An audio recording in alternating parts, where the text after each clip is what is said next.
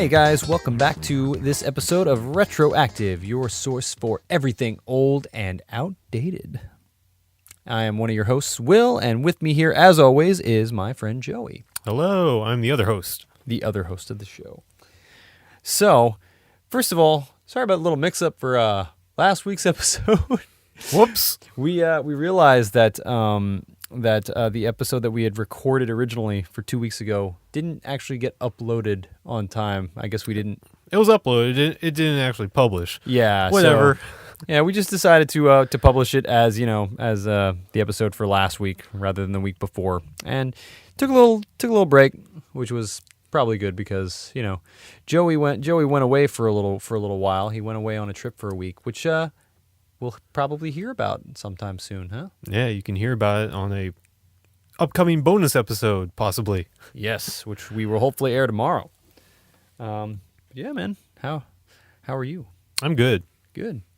What do we got on the agenda for today? All right, so we know we love talking about how much we love old stuff. Oh yeah. And how great those things are. Mm-hmm. But let's pull back a little bit and let's think about movies. Okay.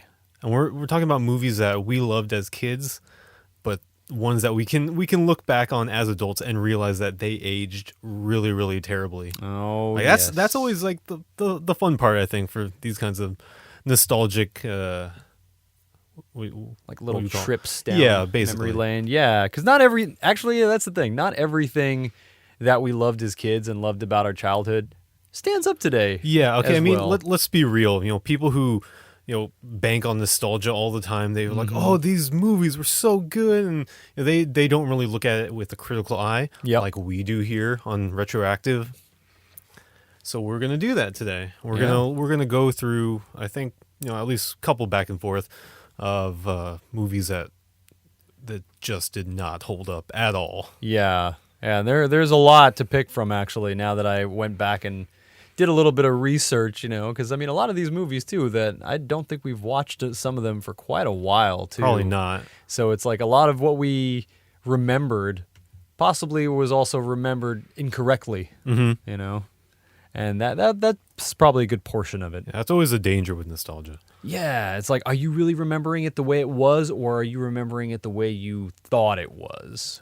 Whoa. Yeah, think about that. Start us off, Will. What do you got for us? Well, for me, the clearest example that I can remember of this sort of thing happening was in college, actually. I remember watching The Brave Little Toaster, and that's going to be my first movie that I realized was not nearly as good as I remembered it. So this was a movie from 1987, and I used to watch it all the time on like the Disney Channel when I was a kid, because this was back when the Disney Channel, you'd turn it on after Nickelodeon finished airing cartoons for the day. So I'd turn on the Disney Channel afterwards because I had cable. And they played a lot of movies, a lot of really good movies that I wound up liking, not only as a kid, but even today. Like The Goonies was one of the most popular movies I remember them playing on there. That I still love today. But The Brave Little Toaster was a movie that they showed all the time. And I had really fond memories of watching it, because I guess I thought the idea of, first of all, like sentient appliances was somehow pretty cool. Yeah, this was like years before Toy Story came out. Oh, yeah, definitely. Yeah, this is like probably, almost a decade before Toy Story came out. Pretty similar storyline, too. They're trying to look for their owner or master, or what they call it. Yeah, and like, it's funny you bring up that Toy Story in particular, like, and that connection, because apparently this movie had a lot of talent involved with it. Like, a lot of the people involved with this movie included a bunch of the original Pixar members after they had just graduated from, like, whatever. CalArts, yeah. After they graduated from CalArts, this was one of their first projects, was Brave Little Toaster. And I think part of the reason why I liked it, and looking back on, trying to look back on it and remembering what I liked about it.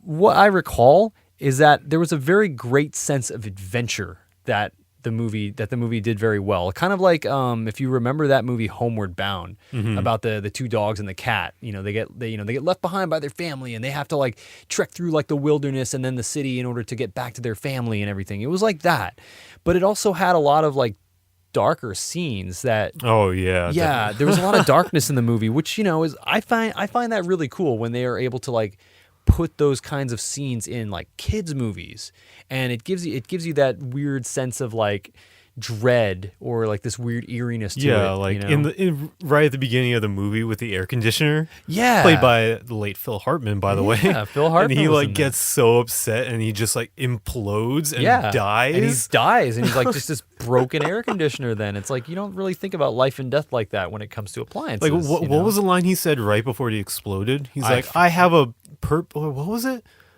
All right, so I think we got the scene queued up here. So yeah, let's listen. This is the air conditioner like right before he freaks out. So, it's back to that stupid static again. You think I don't know what's going on in here? I know what goes on in this cottage. It's a conspiracy. And every one of you low-watts is in on it. Just 'cause you can move around, you think you're better than I am. I'm not an invalid. I was designed to stick in a wall. I like being stuck in this stupid wall. I can't help it if the kid was too short to reach my dials. We didn't mean it. Really? It's my function! Don't! Wait! Wait! He's gonna blow!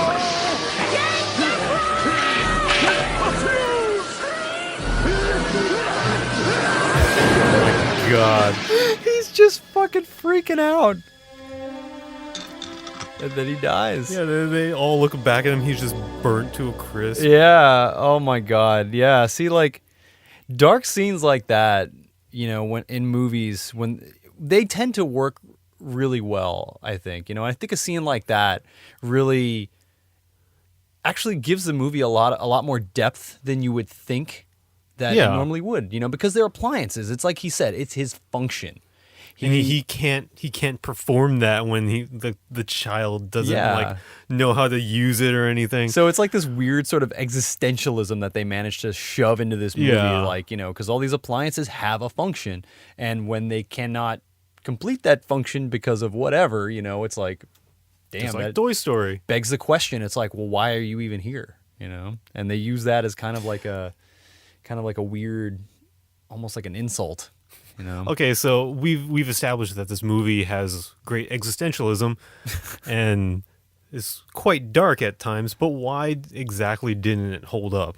Well, so I rewatched it again like in college. It was probably around like 2007, 2008. And it's like there are a lot of things that I really didn't like about it this time around that don't stand up as an adult. First of all, it's like, the story and particularly the dialogue, it just really doesn't do it for me anymore. Like there's something really corny and cheesy about the dialogue, and I mean I realize that this is a kids movie. It's made for kids, but it's just so sometimes overly simplistic or overly like melodramatic, I guess. I don't know. There's something just about it that just doesn't seem logical anymore, despite the fact that this is about like sentient appliances. Even with kids movies, you want to have a story that like anyone can follow. And it's not necessarily if you're making a kids movie, you're not making it solely for kids, at least good ones. Right. You're making it for everyone. There needs to be something that the parents, and the adults can appreciate about it too. And I think that with Brave Little Toaster, there's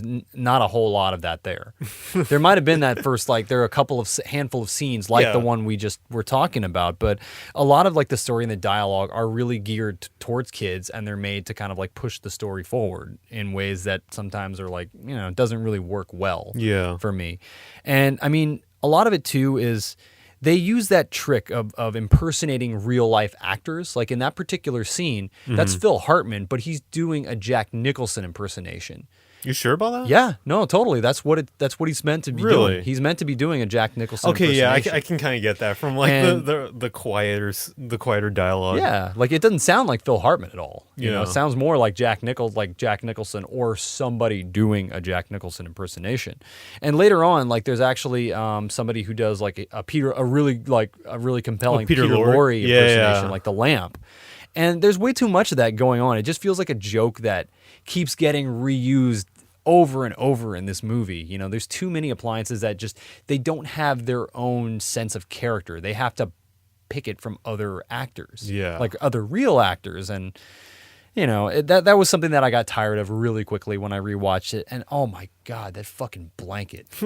He is such a little bitch. I don't know how much she loves this movie still, but like she always complains about the blanket. Yeah, because he's such a little bitch. It's like, oh my god, it's like stand up for yourself, like carry yourself, please. Yeah, do it's just something like his whole on your functions- own accord. Yeah, he's just like, oh, the master. It's like, oh my god, just shut up, just stop talking, blanket.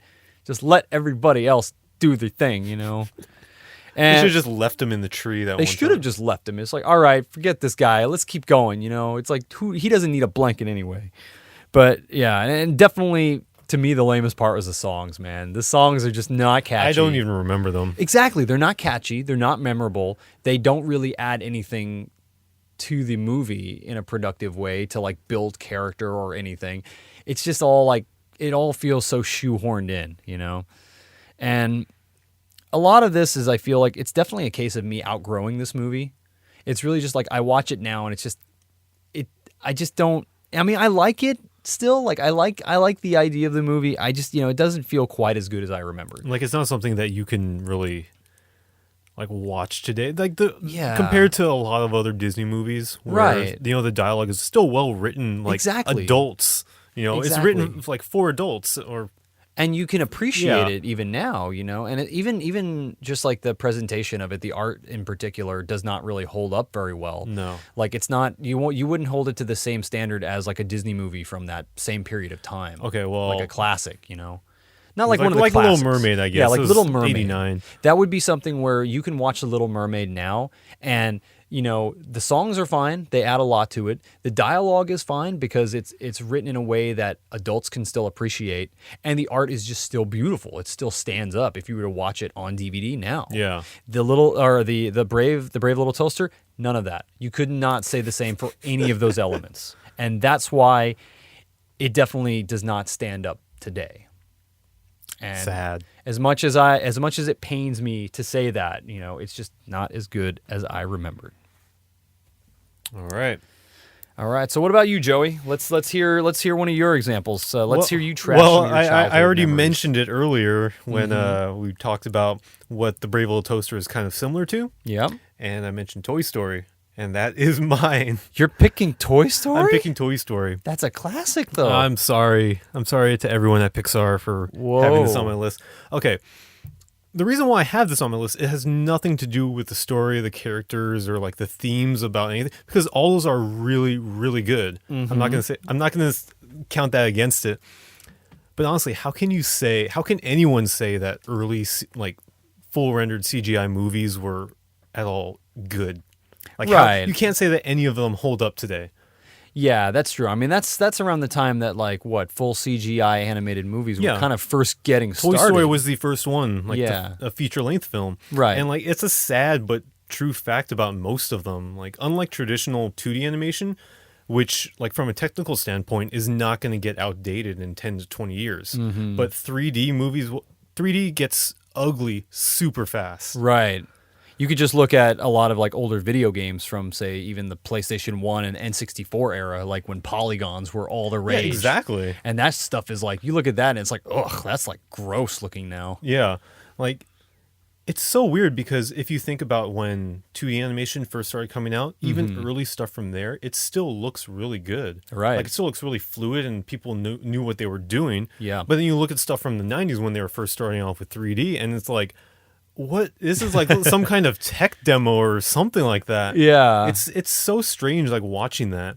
Right. I mean, technology moves so fast. It's like you can do so much with it now that it's sometimes like you take that for granted, like how far it's come in such a little amount of time. Yeah.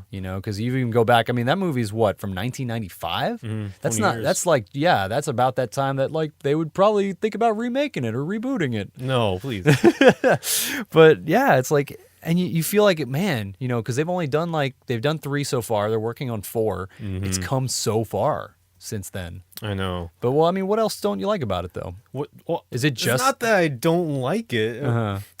It's. I'm not talking. Like I said, I'm not talking about anything about the story or the characters or like even Yeah. the significance of the first 3D animated feature film. I'm just talking about like how ugly it looks, and like it doesn't hold up from like a visual standpoint. Yeah. Like I will say the toy characters they're passable because they're made of plastic and they're meant to be kind of smooth and kind of chunky looking. Yeah. Like, they're fine. What I'm talking about are the humans. The humans in this movie are like freaky as hell. Right.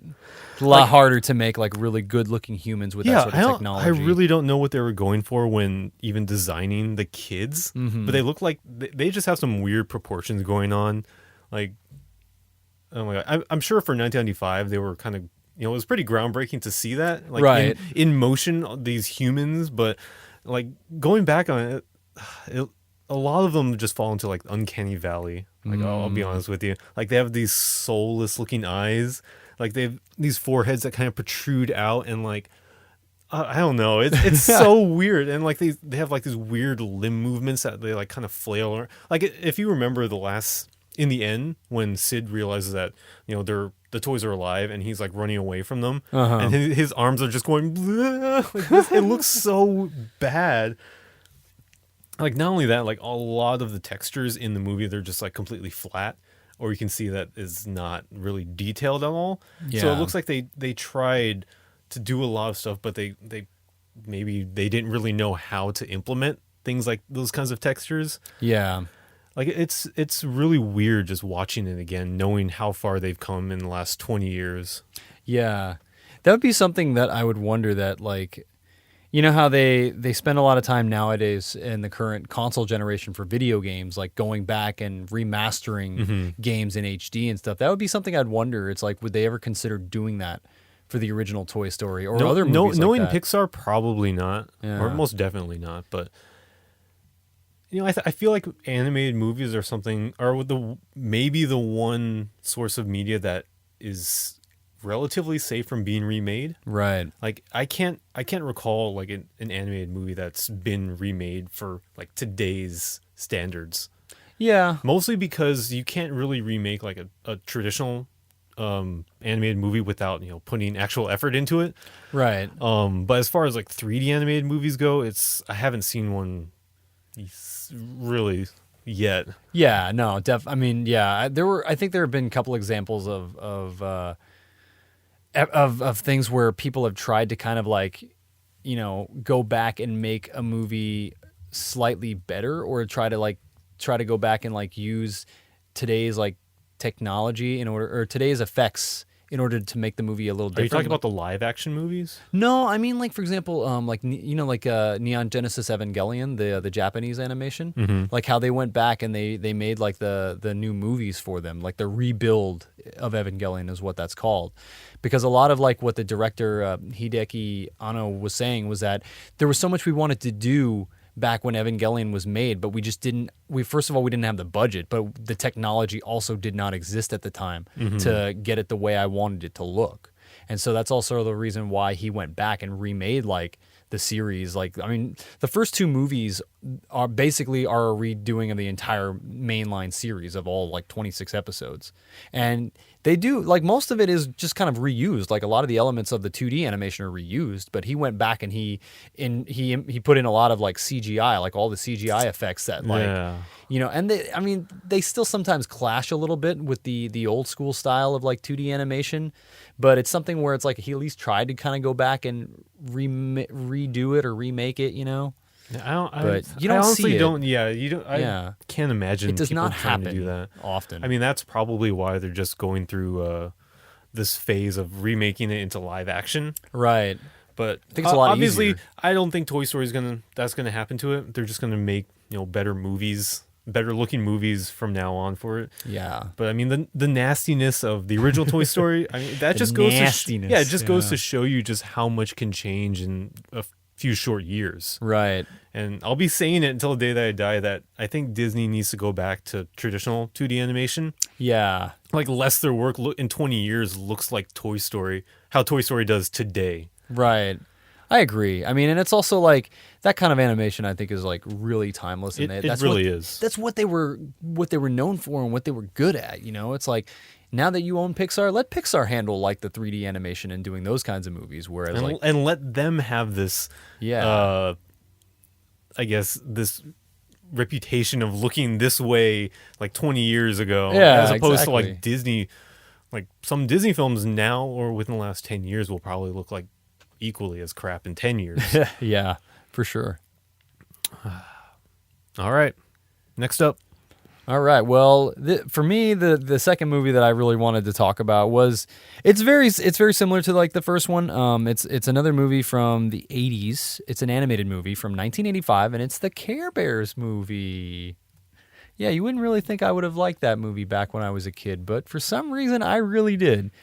It was another movie that I'm pretty sure I saw it on the Disney Channel back in those days, and part of the reason why I liked it was because much like certain scenes in Brave Little Toaster, it was a movie that had a lot of dark elements to it. It really reminded me. There's an episode of that TV show, The Real Ghostbusters, the TV show for it, the cartoon, where they dealt with the Sandman, and it was like, even though it was a show aimed for younger audiences, it had this really cool like dark element that was just like super scary and super creepy for kids. And I remember the Care Bears movie, of all things, having this same sort of feeling.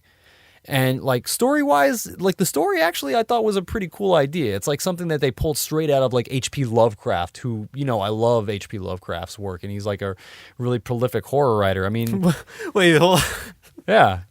So you're saying the plot for the Care Bears movie was lifted from a horror literature? I'm sure writer. I'm sure whoever came up with the story kind of took a little bit of that, because the whole idea is, it's like the story is like, oh, this young magician's apprentice, he's just like this loner kid who, like, he helps out like a magician at a carnival, and he finds this like strange book that when he opens it, it releases this evil spirit who basically just looks like the like Maleficent from Cinderella or something like that. And the spirit basically enraptures him and allows him to cast like powerful spells, but but basically she winds up controlling him. And her whole thing was to basically eliminate caring from the entire world, which is, obviously because it's a kid's thing, she can't just be like, I just want to destroy everybody and like kill everybody. No, let's just get rid of all the caring in the world. So, that last bit's a little bit lame, but I mean, come on, it's a kid's movie after all. And I mean, it's funny too, looking at the story behind it, because I actually looked at like how this movie came about and how it was made. I mean, the Care Bears are actually owned by the American Greeting Card Company, along with they're owned that they were American Greeting actually created the Care Bears. I did not know that. Yeah, and not only that, but General Mills, like the cereal maker, they apparently owned the rights to the toy distribution at the time. So it was co-financed by these two companies, and they basically went out and got a Canadian animation studio called Nelvana to create this show. And Nelvana, I think this was their second feature-length animated feature ever at this time. And they only were given $2 million to make this movie. That's not a lot. And they also were only given like 8 months to make it. That's not a lot. That is not a lot, yeah. So that is also part of the problem of why this movie doesn't stand up. It's purely from a presentation standpoint. It's just like when you go back and watch it, the animation is like so atrocious looking. You want to talk about Toy Story looking bad for like 3D like animation. For 2D animation, the Care Bears movie looks fucking ugly. It's like the lowest of the low. It's like, I've seen like really crappy like Saturday morning cartoons that look better than this movie did. And it's like, it looks so cheaply made. And I mean, I'm sorry to Nelvana, who's like now they're a pretty profitable studio, I think, nowadays. But I mean, I'm sorry, but it looks like a movie that was made by a studio who kind of didn't know what they were doing and was on a low budget and on a short timeline. Fair enough. And there's so many moments of like this weird jerkiness in the animation where it's like the frames like don't line up, and especially there's a disconnect between the picture and the sound. Like you hear all these moments of like dialogue where like somebody's saying something, but you don't see the characters actually saying anything. Like you don't see their mouths moving or anything. This happens a lot too in the songs. And it's another movie, much like Brave Little Toaster, where I hate those songs, man.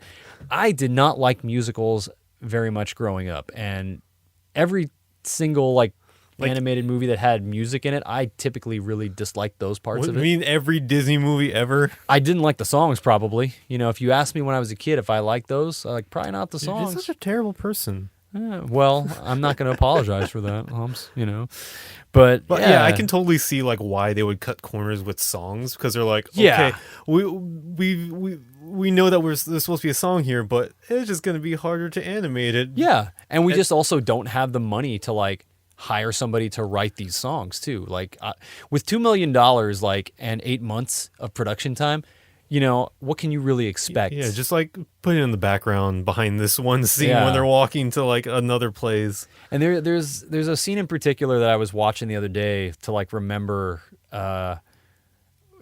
this movie, and it was a scene that takes place near the end of the movie when the Care Bears and like I guess the Care Cousins or whatever, they're like the animals that are not, they're not bears, but they're animals. Yeah, there's like a lion or elephant, exactly, stuff like that. And they're back at the carnival, like, which has become this really dark, gritty like place, with storm clouds and everything. They're back there trying to save like the apprentice, the kid, from like the spell, and they're running away from the kid, and like there's this song going on, and you hear all this dialogue that's going on, like the kids are saying like, "Oh, run away, get away." But you never see anybody talking. You never see them like actually saying anything. It's kind of creepy. It's really weird and really creepy, but it's also just like it's so cheap looking. It's just so cheap. And this is an example of a movie where I look back at it and then I wonder why I even liked it, The dark elements are there and the story is there and it's kind of okay, but it's one of those movies that's like, I look at it now and I'm just like, why did I ever think that this was like even an okay movie? Yeah. It's really bad. It's really bad. And there's hardly anything on YouTube about it too, which is kind of telling also. Well, I mean, clearly when you watch as a kid, you kind of don't pay attention to very like minute details, right? In, like the animation or the songs. If you hear a song and you like watch it, you're just like, oh yeah.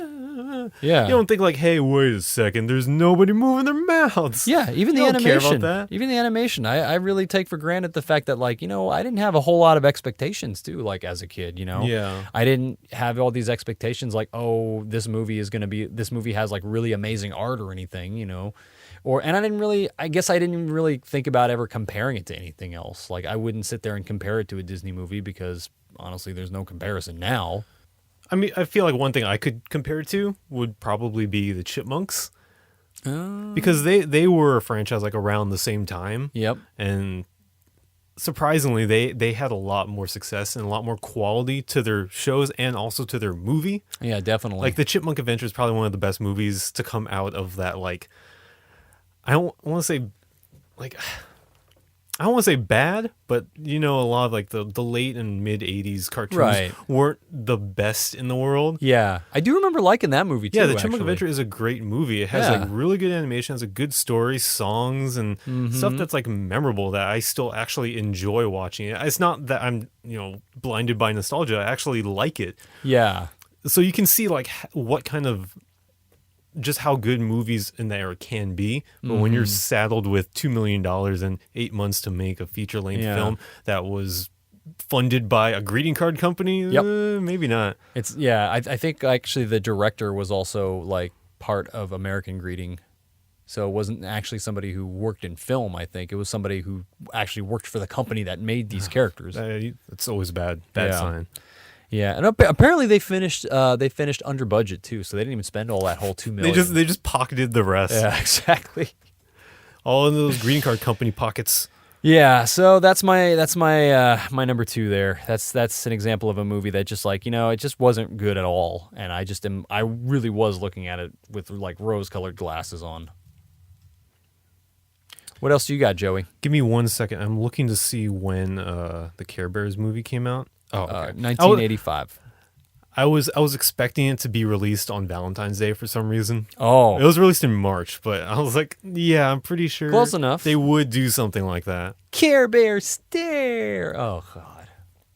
Fuck that. Fucking shit.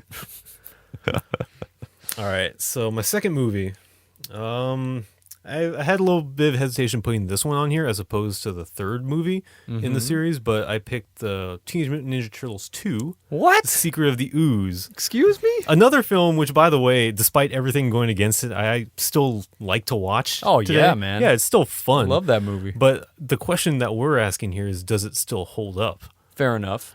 And I'm hesitant to say this, but I had to pick something. I will say a no for this thing. Wow. Okay, and so the reason why I have this on the list is because maybe late last year, I decided to break out the VHS and kind of just watch it on a whim. Mm-hmm. And this was after having not seen it for at least a couple of years.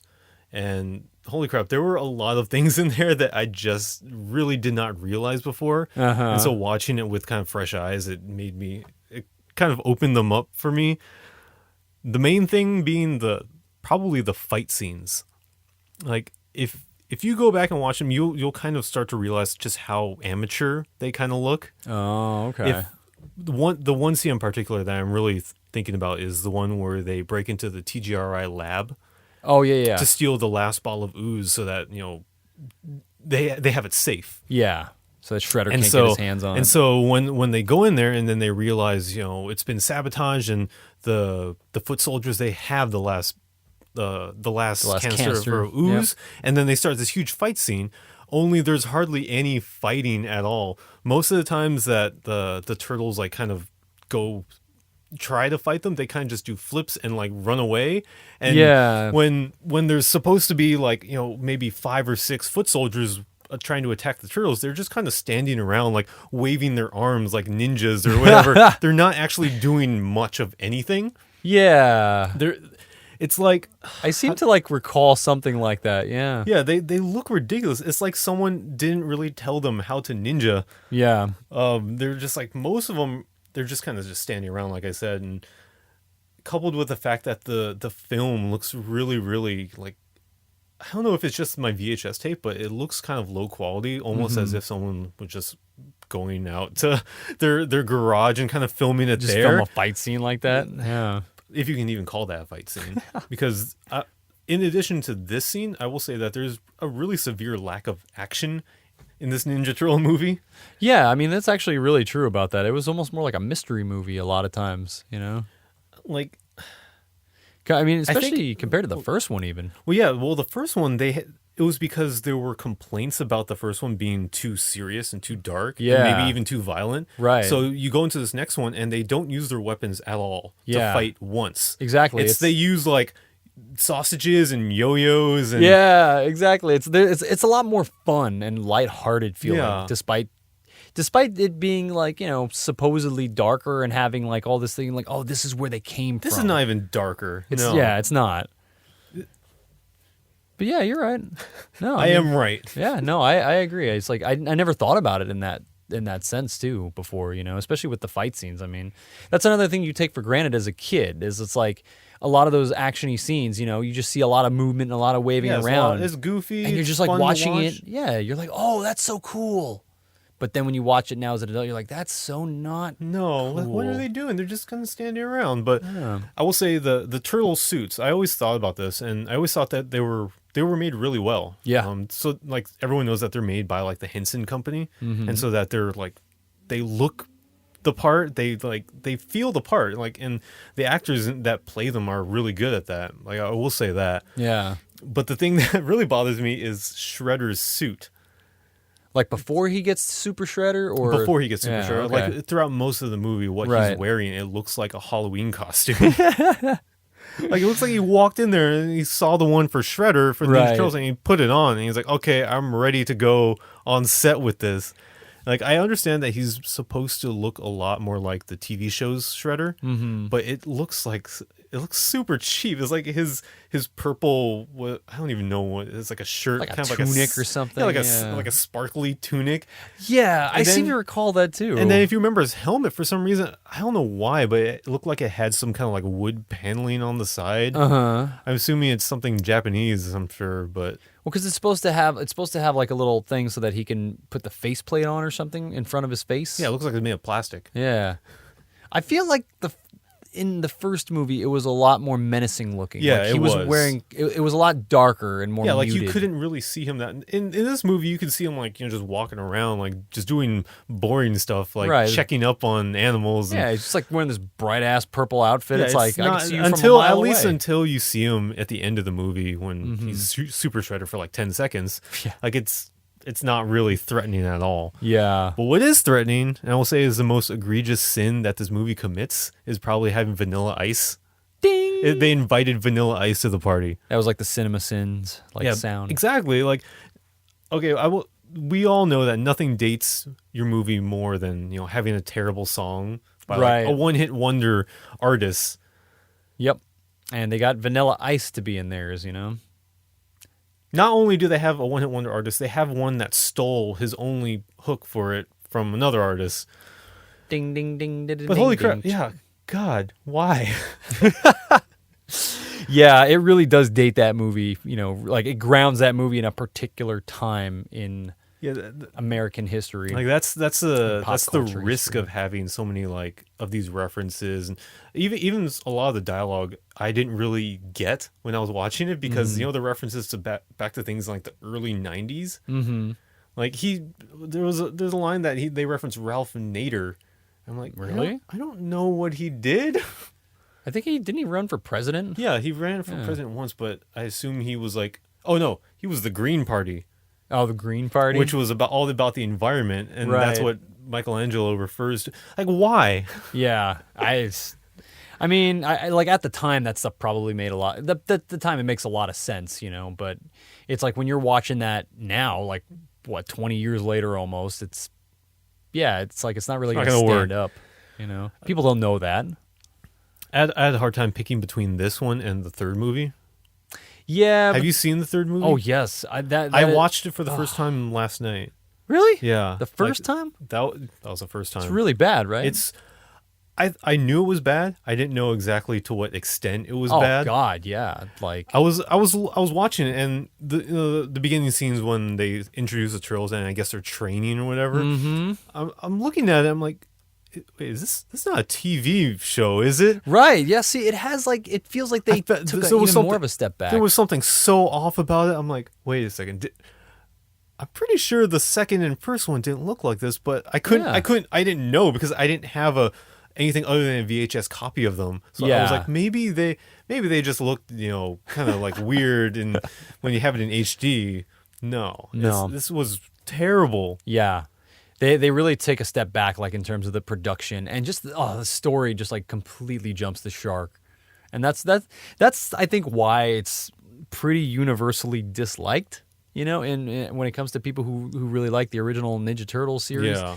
it's like it just jumps the shark so completely, and it takes it in such a bad direction, and it's just done so bad. I was thinking about putting that on this list, but I felt like that would have been too easy. Well, yeah, because it's not like you watched it as a kid and really liked it.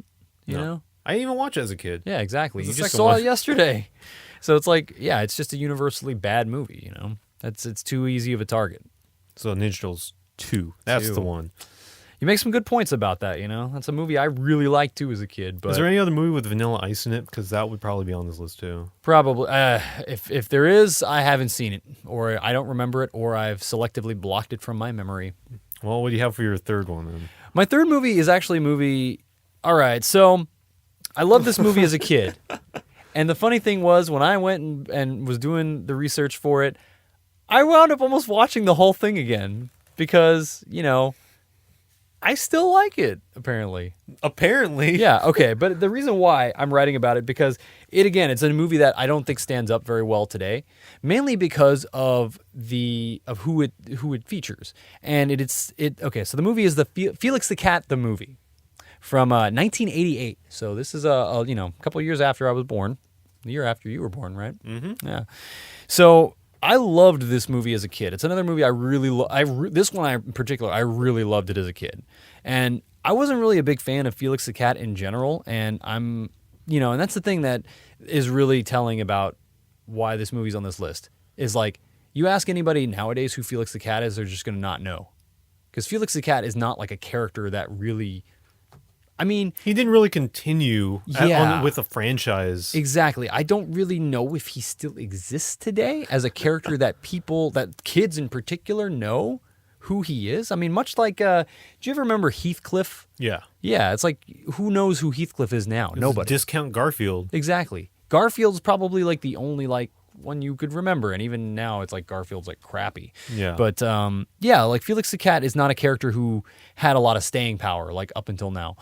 And that's probably why he's like, this movie is on this list, but I'm among some other reasons I'll get into. But yeah, I just, and I wasn't a big fan of Felix in general when this movie was released, but I loved it so much because this movie in particular, to me, it felt like massively like original, and it was a great like adventure type movie. Mm-hmm. And I feel like as a kid, that's the kind of movie I liked. I liked a lot of adventure movies. I liked movies that took me to different places in different worlds and took me on this grand adventure. And it's probably why I like, role-playing games a lot. It's probably why I like video games that like, that encompass that. And it's like why I like movies like Star Wars, even. It's like they're movies that take you places and really make you kind of feel that sense of adventure.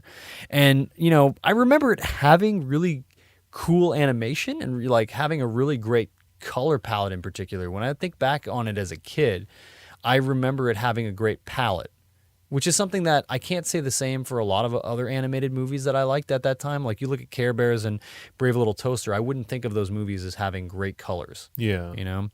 And the story was pretty cool too. It's a pretty, I remember I was telling you this in the car on the way there. It's a pretty interesting story that, it's about like a princess fleeing from like her evil uncle who comes back to conquer her kingdom with an army of ruthless robots. That's, traditional Felix the Cat story material, right? Yeah, it's like it's not a story that you would immediately think of like Felix the Cat. What does he have to do with this at all?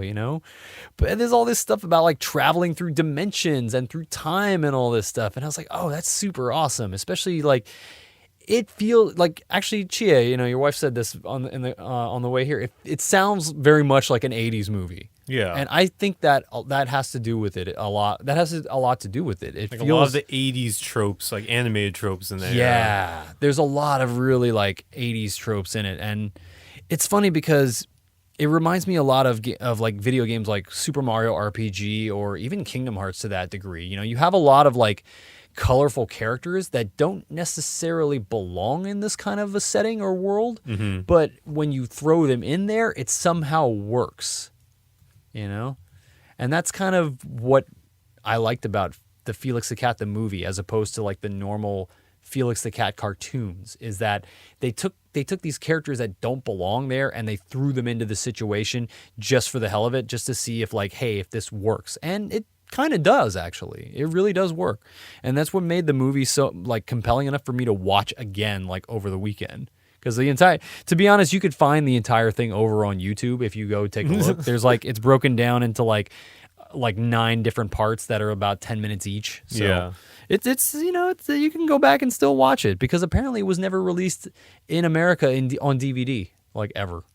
You can get it in other countries, but not America apparently, because that's how unknown this movie is. And all right, so why I don't think it stands up, other than it being a Felix the Cat thing, other than it being a completely unknown character nowadays. Okay, so the animation does not stand up to that test of time. It much like the Care Bears movie, it has a lot of like really cheap feel to it. It's very cheap and very stiff. Like a lot of the characters have very little movement, or if they do have movement, it's very jumpy and not fluid at all. Like it feels like they, like if you were to animate a person moving normally and then you cut out like a good third of the frames. Oh God. That's what it feels like, at least for the human characters. I mean, with Felix and some of the other animated characters, they feel natural. They feel fine. But when you actually have real human characters in there, it feels like they just take out a lot of that movement. And they're very jumpy and very stiff, particularly in the opening scenes of the movie, which is supposed to establish the setup of the story. Yeah. And the setup occurs in like the first 3 minutes of the movie. Like 5 minutes into it, you already know what the plot is, And the opening scenes in particular, they just kind of make me cringe because of how like stupid everybody seems in the movie. It's another one of those movies that's like, obviously, the background of the setting is not really important, and it's not important to like the people who made this movie, and it's not supposed to be important to the audience. It's just a setup because everybody is like so fucking stupid in this movie. Like the main character, one of the main characters is the princess of this kingdom, this mythical kingdom. And she's the kind of princess that's like, oh, hey, good job, everybody. You get an A for effort, even if we're like super poor and we didn't get enough food to save us through the winter. Everybody gets an A for effort and should get like part of the treasury money and everything.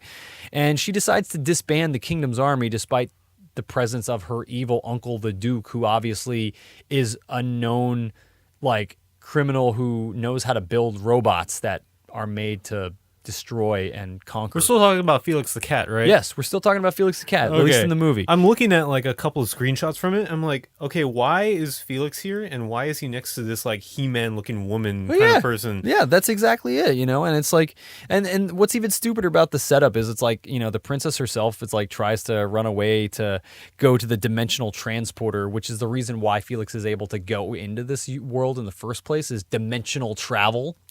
Yet again, another important plot device for traditional Felix the Cat cartoons, right? Yeah, and like basically like the princess's teardrop is responsible for dragging Felix into this world in the first place because it kind of acts as like a message, kind of like the way that Princess Leia's message to Obi-Wan Kenobi gets Obi-Wan and Luke involved in the whole setup of Star Wars.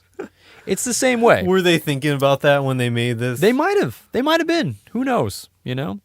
But then, a lot of that is stuff that's not going to fly for today's audiences. Today's audiences are much smarter than that.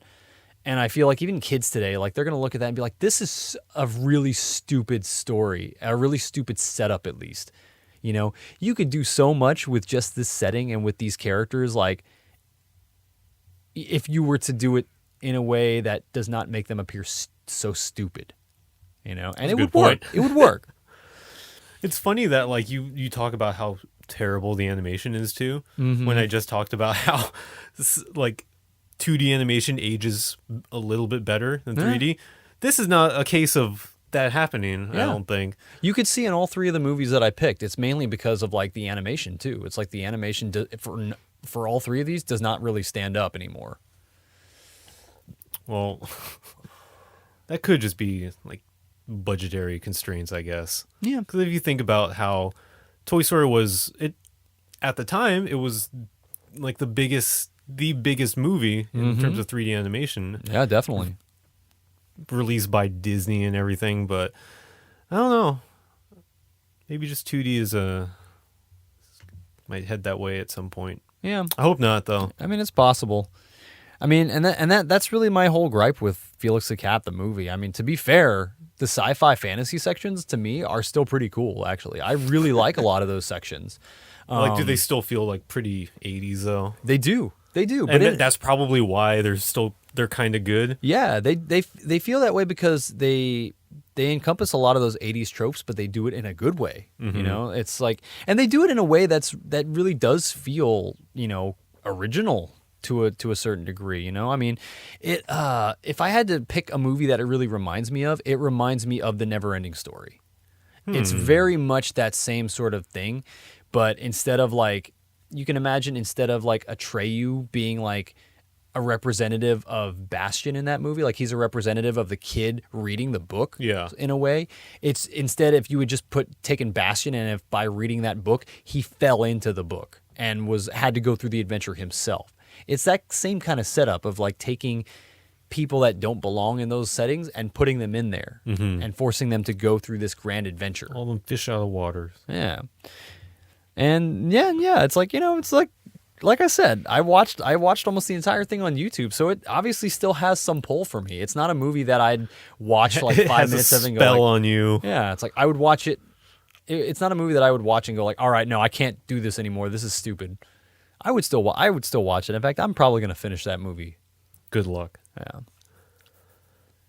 What about you, Joey? You got anything? Any other movies that you wanted to talk about? Yeah, I got one more. One more? I'm pretty sure. I feel like all my movies have just been movies that will probably anger people if they listen to it. I don't know. I feel like you have a lot of valid points. My last one is Space Jam. Space Jam. So I thought you loved that movie. I do. And yes, this is the movie that everyone still claims to love and wants a sequel for, or even though they probably haven't watched it in years. But, I really like this movie. I did. You did? Thing is, I haven't watched it in a very long time. Mm-hmm. But, when it came out, I went to see this for my birthday. Happy birthday, Joey. It was raining that day, and we went to go see it with like a couple of my friends. But man, this is probably like one of the most 90s movies ever made. Oh yeah, for sure. Like, just the idea of it, like having Michael Jordan and the Bulls were probably the reasons why most people watched basketball back then. Yeah. Especially the ones who didn't ever care about the sport. They would watch it anyway. Yeah, they were like the greatest team of that era. Yeah, that was so much of a pull for that. And not to mention R. Kelly in this movie. Not in the Bulls. Oh, I was like... Still talking about the movie. Uh-huh. And, oh my God. Like, looking back on it, I didn't actually watch it yet, but, just kind of remembering as much as I can from it. Mm-hmm. I felt like so much of the dialogue is kind of grounded in the fact that Michael Jordan can't act. And so everyone around him is just kind of hamming it up for the cameras. Yeah. Like, this is a movie that the two biggest co-stars, aside from the cartoons, is Wayne Knight and Bill Murray playing himself. Yeah. Bill Murray playing himself. Like, Larry Bird is also in that movie, too. But he's not like a main character, I don't think. Well, like, they have a bunch of other, like, NBA stars from that time, too. Like, man, Charles Barkley, hilarious. Hilarious. Okay, yeah, I will say that there are some good moments, but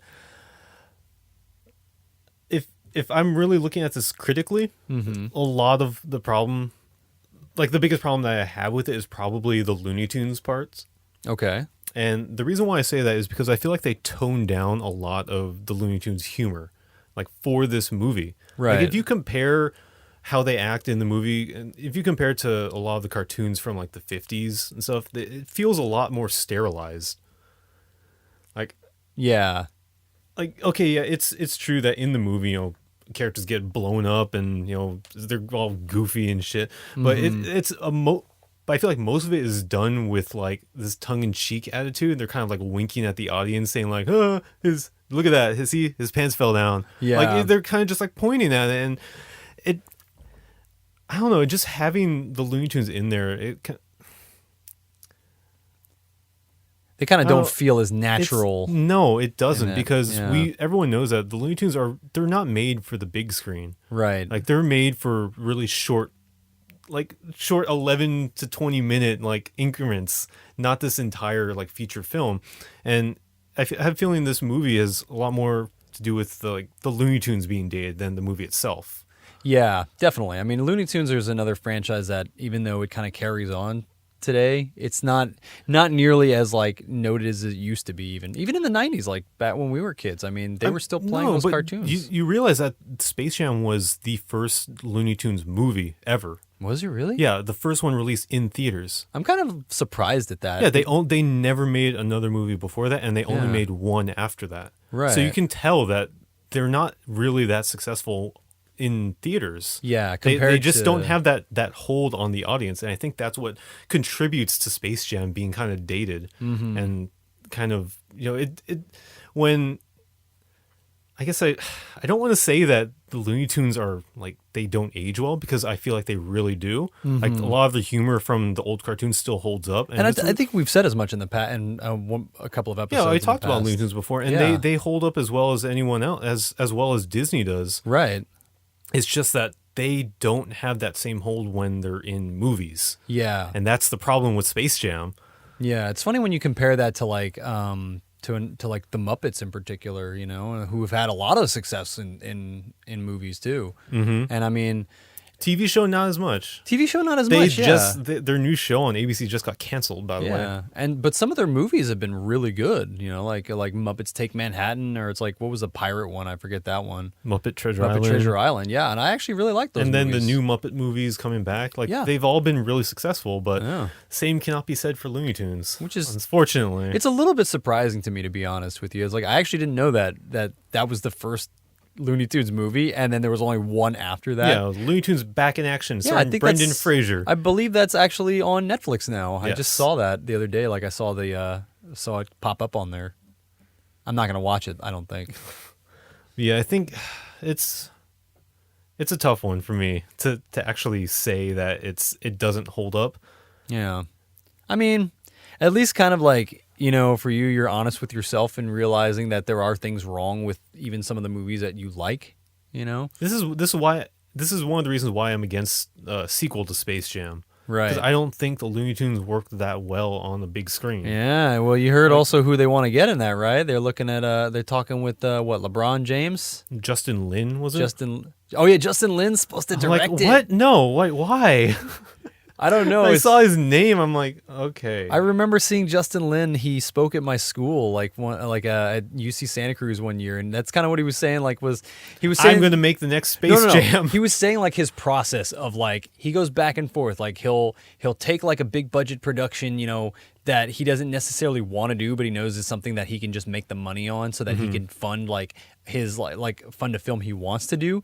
I'm wondering if this is that point in time where it's yeah, I need the money, so I'll direct it. Let me direct that. No, well, I feel like he's been doing that for the last 5 years with all the Fast and the Furious movies and now Star Trek. Oh, yeah, that's true. It feels like he's just doing Show me this the for money. Yeah. Show me the money. I just need the money. Space Jam, though. Not as good as you remember. You heard it here first. Yeah. I still enjoy watching that. Shut up. Did I ever tell you about the time that last time we went to Evo in Las Vegas? You saw Space Or Jam? no, this was this was this year. Actually, me and when I went to Hawaii with Joss and Jer and their family and everything, there was a little kid sitting in the aisle across from us. Oh, watching Space Jam. Yeah, there's a little kid sitting in the aisle across from us watching Space Jam on a MacBook, and me and Jer were watching it on the side, and the kid's mom actually turned the laptop towards us so we could watch it too. It was hilarious. So, but anyway. Space Jam. There you go. There we go. All right. Do we have any other quick ones that we want to mention? Do you have any extras that didn't make the list? Because we're running out of time. Not really, to be honest. Those were the main three that came to mind right away. So that obviously was something I wanted to talk about. There's those movies came to mind right away. Okay. Well, I have one extra one. Yeah, you got a bonus one? Yeah, I wanted to put this one on the list so badly, but Yeah? I couldn't find enough evidence of it, aging, to do that. And I'm talking about the Mighty Morphin Power Rangers movie. Oh, yeah, the original movie, yeah. And there's so many parts that I want to say that this dates this movie so bad or it just doesn't hold up, but it kind of does. I watched some of it last night, and I wanted to say that. I just wanted to put it on here so badly, but because everything, I wanted to put it on for the reason being okay, hold on. I wanted to put this movie on the list mostly because of kind of everything the Power Rangers stand for. There can't be fight scenes, the super Japanese, inspired designs, and just how much they relied on very 90s things, all these extreme sports. Yep. The opening scene is them skydiving, and then right after that they're rollerblading to all these music, to which is an amazing soundtrack, by the way. If you haven't heard it, this is Red Hot Chili Peppers is the first song. I think I remember that, yeah. But I mean, watching it again and watching some scenes picked out, it's really not that bad. Yeah, it's kind of surprising when you think about it, right? Yeah, the dialogue can be cheesy at times when he's especially when they call themselves the Power Rangers. It's we're the Power Rangers. It's please, no one's going to take you seriously, Even kids. then, it was kind of cheesy, but yeah, the dialogue is pretty bad, and also the CGI is probably worse than Toy Story. Well, if you think about it.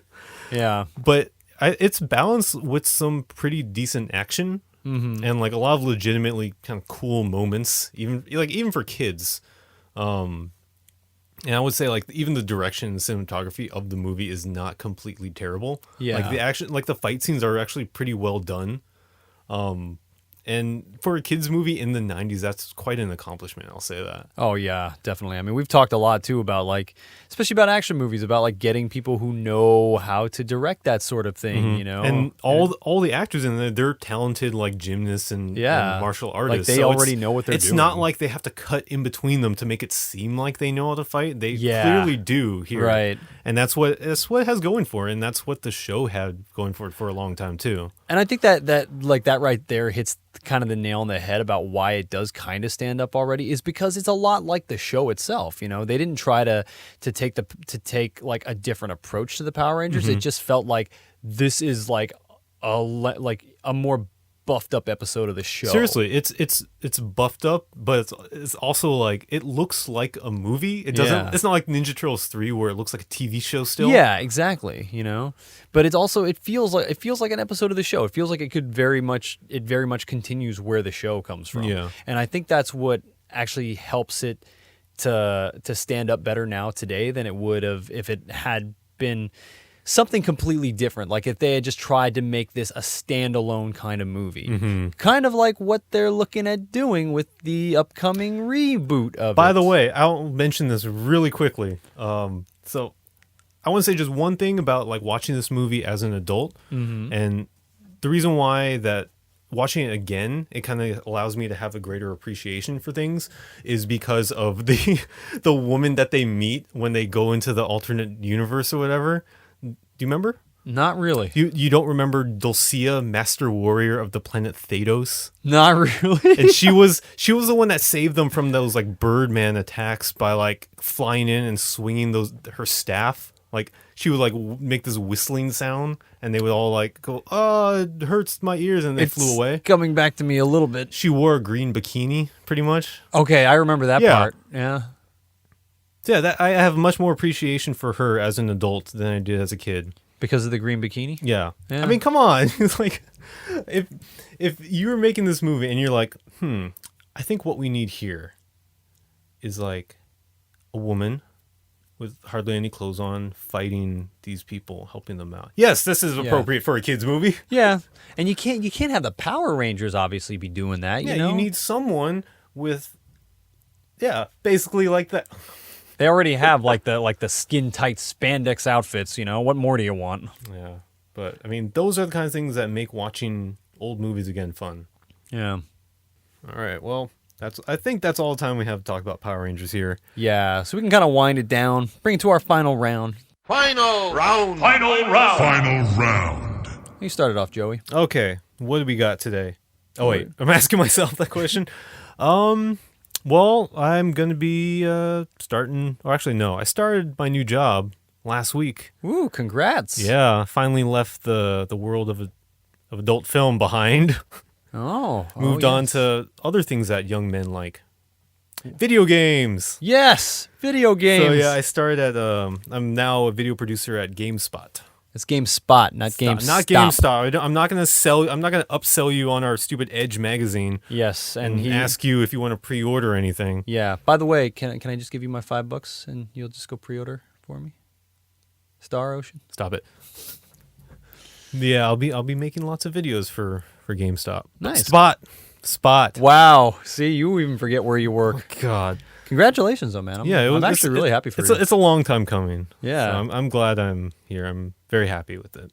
Nice. And you already have all that experience, too, editing all that film for Sakaya. So maybe one day I'll sell out RetroActive and bring it to GameSpot. RetroActive Podcast, brought to you by GameSpot. We're going to have the little logo. Or I could just hijack their assets and just put a video up with it. There we go. Yeah, we're just going to license their stuff there. There we go.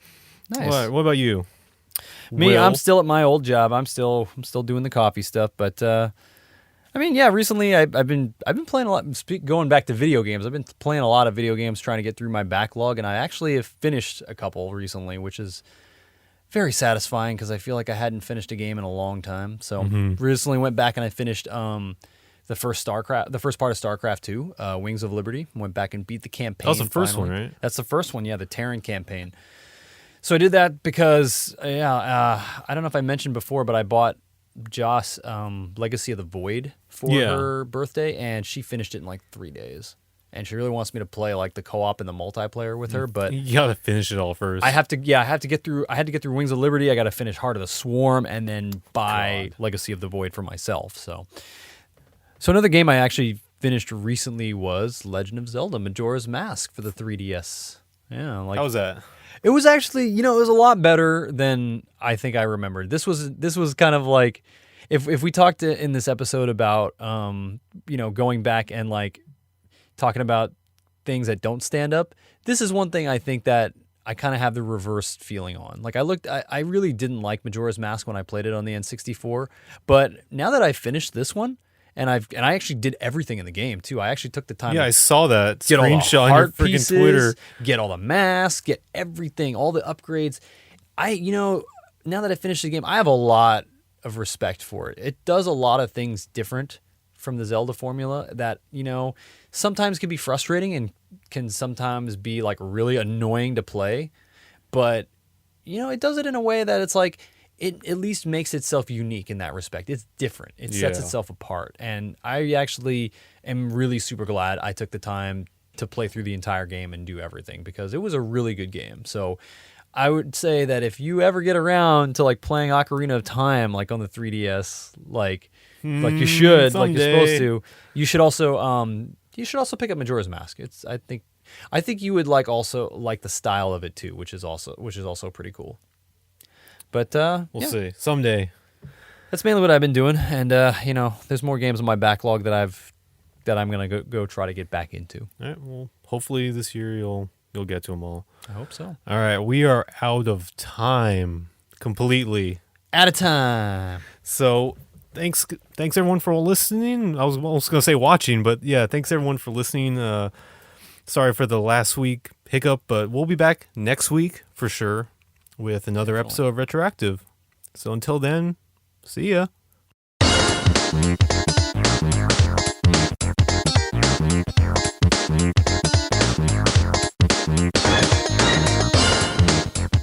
Psst, hey you. You like what you heard? You should subscribe to us on iTunes and YouTube. Maybe even leave a comment somewhere, like right on your bathroom walls if you need to. You can also find us on Facebook at RetroActive Podcast, and on Instagram at retro.active, and then also on Twitter at _retroactive. Go on and do that. I'll be right here. I'll just wait.